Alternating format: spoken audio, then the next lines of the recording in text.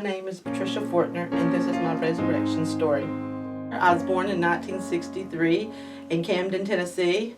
My parents were Dixie and Cecil Bates, and I have a brother and a sister, Michelle and Jamie.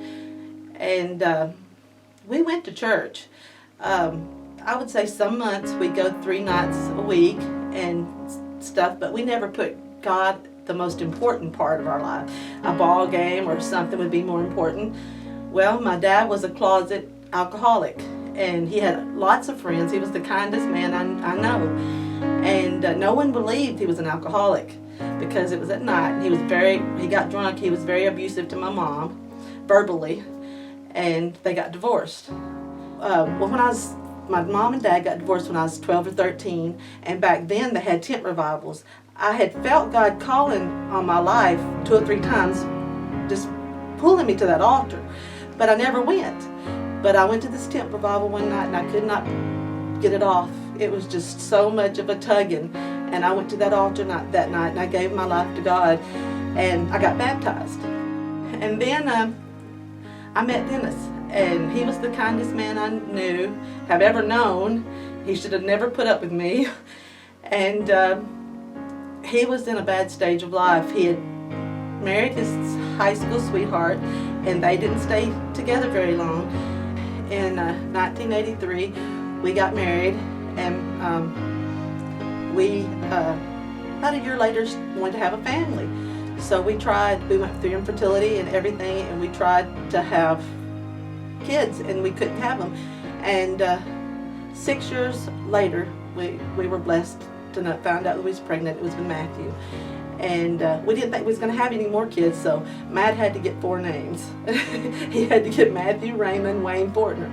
And we named him Matthew because it means a gift from God.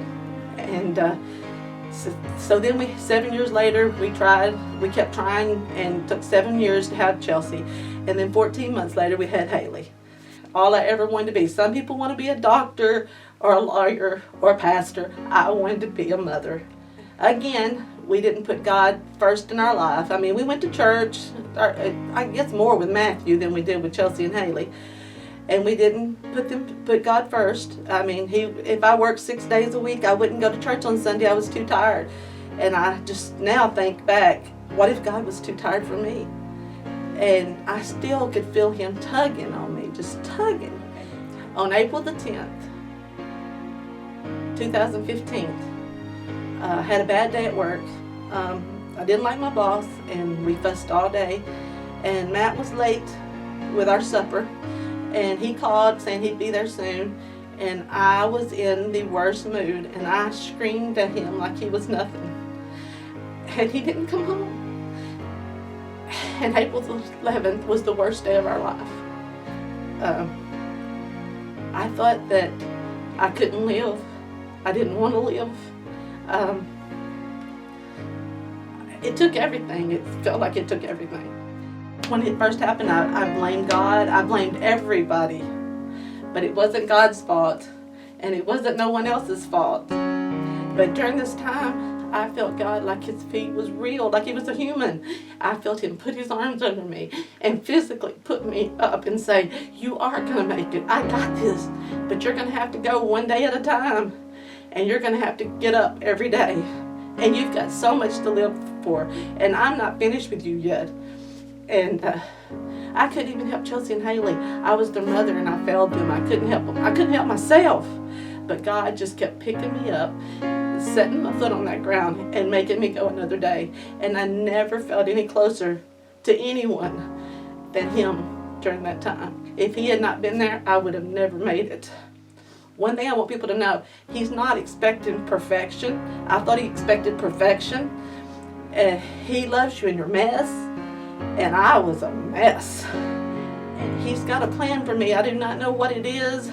I love going to church where I go to church. They preach more love and what God wants, for you. He wants the best for you. He loves you in your mess. And that's what I really wanted to know, that even through your trials and tribulations and the worst thing that could ever happen to you, he still loves you. And he's not finished with you, or you would not be here. I feel God's calling, and I feel Him calling me to help other people that's been through the same stuff, and it's losing young children.